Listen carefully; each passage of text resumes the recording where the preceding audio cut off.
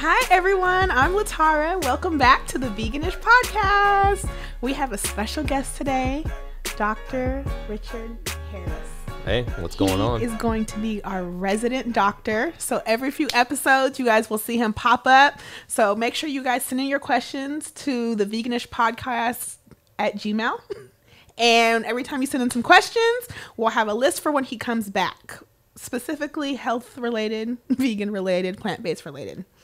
So, Dr. Harris, I met him online. I stalked you on what, social media? That's true, on Facebook. Yeah, on Facebook. On Facebook, and we met for lunch one day, and we ended up having stuff in common, and I love the way that he looks at health. He's more of does the holistic approach. He's not like every other doctor out here. So, he is now part of my plant-based veganish family. So we are going to ask him some questions from the doctor's perspective, because you guys were always asking me about, well, is this healthy? What about my protein? Mm-hmm. Am I eating enough of this? Do I need meat for this? No, we don't need all those things. So we have him here to answer your questions. So first, tell us a little bit about you. Yeah, so I'm an internal medicine doctor. I'm also a pharmacist. I was born in Ohio, but don't hold that against me. I'm a Texan now. I claim Texas. So I originally got into the health and wellness and the holistic spheres because I saw my parents not take care of themselves. And now they've retired and they have all the money to do what they want to do, but they're spending all their time at doctor's visits. Oh, man, yeah. And then I realized that, you know what? I have the same genes, so if I don't take care of myself, that's where I'm going to be. And then med school didn't teach me about how to be a holistic physician, so I taught myself. And then now I follow on the journey along with my clients and everyone who listens to my podcast and everything. I love that. Okay, so we know you're not vegan.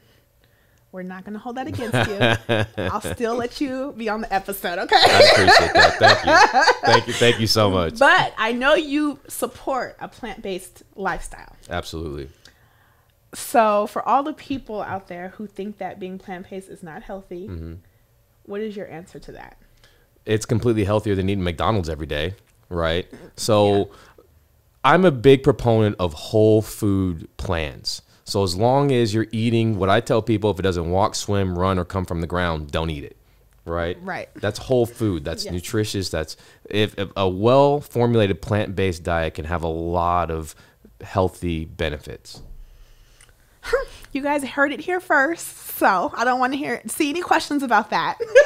Now, the number one question that most vegans get is, where do you get your protein? Everyone thinks that you have to have a big ribeye, you have to have a piece of chicken breast to get protein. What do you say to that? Well, we know that's not true, right? There are tons of vegan athletes who do very well being vegan. Most people, this comes from a misconception of how much protein we actually need per day, right? So most people overestimate how much protein you need. The studies show that on average, it's about 0.7 grams per pound. Wow. Which is not that much. It's not. It's really not that much protein. So even someone like me, I weigh 200 pounds. I get in about maybe 100, 150 grams of protein, depending on my workout schedule, right? So that's not that much, and that's not that hard to get. And so there are plenty of plant-based protein sources. A lot of people do soy, edamame, that kind of thing. Right. Do legumes, beans, nuts. I mean, nuts are one of my favorite sources of protein. So how many nuts do you have to eat in a day to have enough protein? Not that many, right? Because they're so calorie dense that a handful of nuts will give you like 300 calories. Wow. Right? Okay. And so they're loaded with good fats, loaded with protein, will help you feel full throughout the day, and also have antioxidants and other minerals and vitamins. So, nuts are one of my favorite plant-based foods. I like them too. I'm a big fan of almonds. Even though they have flavors. Is that okay that I'm having almonds with flavors? Yeah. Almonds, walnuts, and macadamia nuts are the best. Oh. Pecans are right under that. What you want to avoid are cashews. Cashews are actually a fruit. Yeah. Yeah. I just learned something new. Cashew is a fruit. Right. They don't have as good of a fat profile as the walnuts and macadamia nuts are the best, then pecans and peanuts. Okay, noted. Cashew is a fruit. Okay, so that is definitely the fun fact of the day. Yep. I'm going to post that on Facebook. So thank you for that. You're welcome. So for people who go plant-based, typically they become deficient in certain things. So what are the top 3 things that they become deficient in, and how can they replace that? Sure. So a lot of times there are only certain things that we get a lot from meat sources. One of them is B vitamins. Okay. Right. And so we can see B vitamin deficiencies in people who are plant-based for a long time. Now, again, this is something that can be tested. You can get checked for that. So a lot of times people have to supplement B vitamins. Okay. Another one is iron. Yes. Right. We think about iron. Iron mainly comes from meat sources as well. Yes. And so this is especially important for women. You know, a lot of women are already a little bit anemic. Yes. Right. So supplementing iron is something that may have to happen. But when you supplement iron, you want to supplement vitamin C with it as well, because that helps absorb the iron. Oh, okay. Right. Okay. And the third one is, again, another mineral, and that's zinc. Zinc is very important to the human body. It's involved with our immune system. It's involved with our muscles. It's involved with our brain. I mean, all over the place. What foods can you get zinc from? It's, but again, mainly it's meat sources. Okay, so you take the supplement. Right. So Okay. those are the top 3 that I usually will counsel people on. There are some others, but I'm sure we'll post some information for sure about that, just so you can be aware of the things that you need to take. Now, again, I'm all for a whole food plan. But when you're categorically eliminating something, there are some things that you have to be aware of. Yes. Right. And so when we want people, I'm fully aware people are going to be vegan. I love it. Be vegan. Be vegan. But know what you need to supplement and know what you need to do to augment your lifestyle.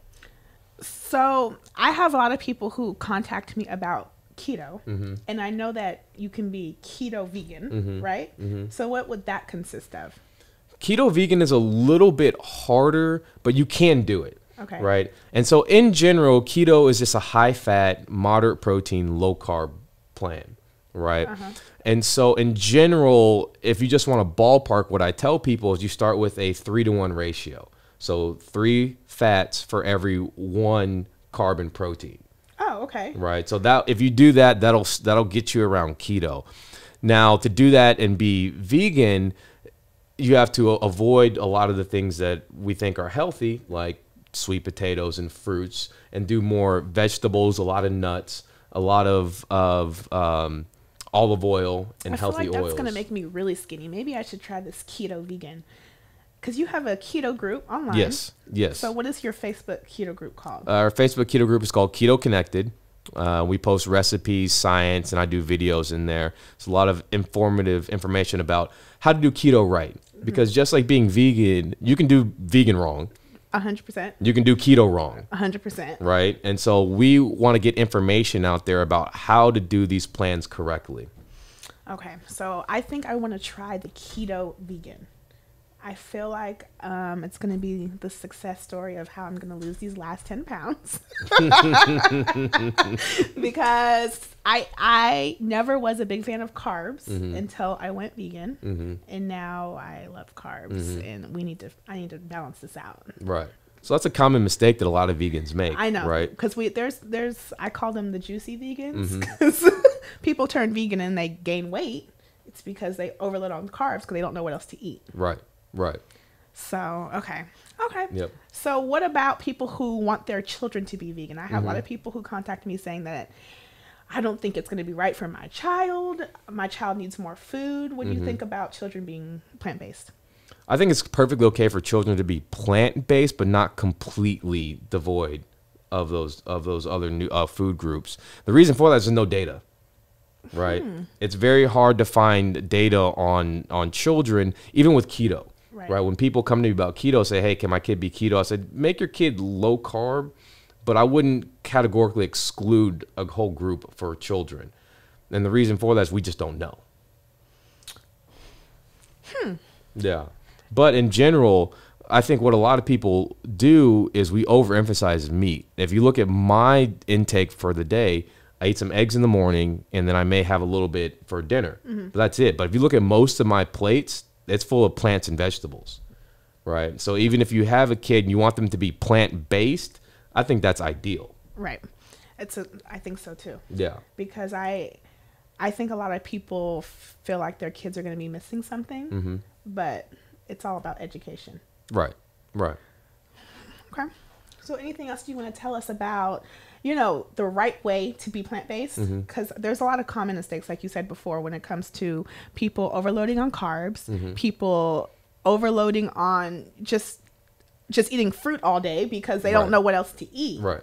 So I always say a good approach is to, when you're going to transition, is to kind of flip your plate to where the vegetables and maybe your sides are bigger than your meat portion. Right. And then from there, kind of slowly get rid of the meat. Is that a good way to approach it? Yeah, absolutely. And that's actually what I did is I flipped it. I used to have a big portion of meat, small portion of vegetables.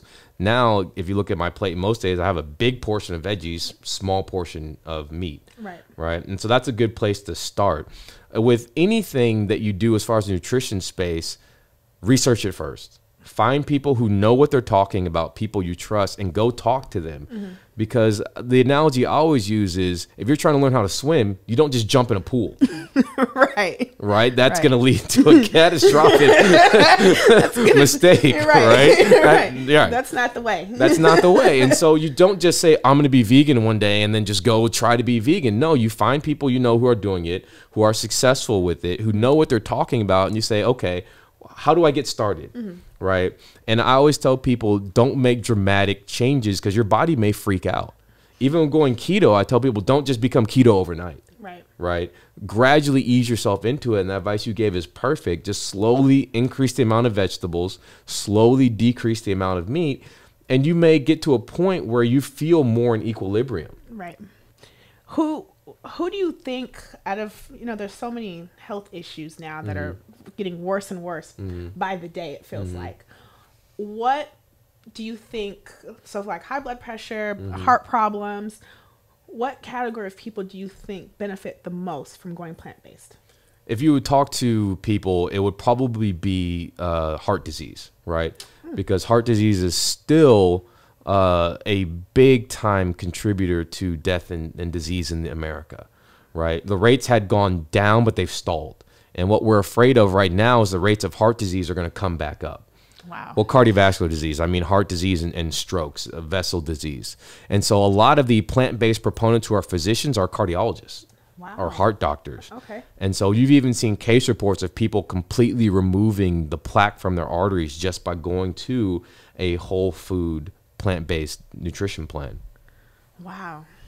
Okay. Because I have a lot of clients who come to me with heart problems, high blood pressure, diabetes. Those are the most common ones. And lately, even I have people who've been bringing their children who have ADHD. Do you think that plays a part in what they eat as well? Oh, absolutely. We've in the sphere of medicine I'm in, we've seen children dramatically change by going to a whole food nutrition plan.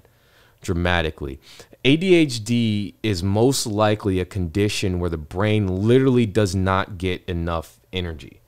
Wow. And that's because we're feeding our children these processed foods that are high in calories but low in nutritional value. And they're super high in carbohydrates. And then so the body, what happens is these neurons get overexcited, these brain cells get overexcited, and then they're not able to function as well. Okay. Okay. Wow. And so they become at an energy deficit. So going to a whole food plan, going to a nutritious plan that has a lot more minerals and vitamins and antioxidants has changed around a lot of children's lives. That's amazing. I'm so excited. I hope you guys who were scared to go plant-based will hear some of the things that Dr. Harris said and maybe incorporate into your life. Do a little bit more research. Email us. You guys, we will have you can send some messages down on the subscribe and hear us every week. We will have different things, notes for you, different things for you guys to look up and read on. And Dr. Harris will be back. So please send in your questions. If you have questions for the doctor, send them in. And we will make sure that he will come back to answer all your questions. Absolutely. Thank you for watching the Veganish Podcast. We'll see you again soon.